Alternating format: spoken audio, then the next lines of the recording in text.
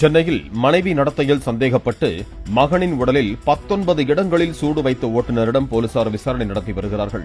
திருவாரூர் மாவட்டத்தை பூர்வீகமாக கொண்ட ஓட்டுநர் ராஜ்கண்ணன் என்பவர் தனது மனைவி குழந்தையுடன் சென்னையில் வசித்து வந்த நிலையில் மனைவி மீது சந்தேகம் கொண்டு அடித்து உதைத்ததாகவும் அதன் தொடர்ச்சியாக தோசை கரண்டியால் தனது 8 வயது மகனின் உடலில் சூடு வைத்ததாகவும் கூறப்படுகிறது.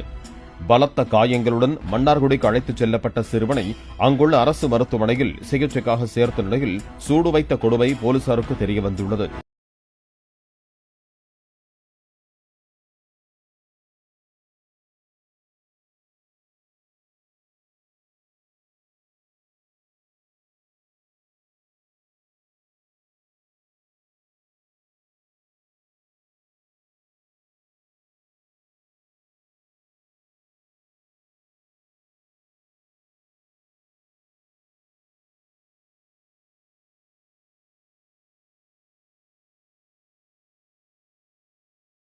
Good.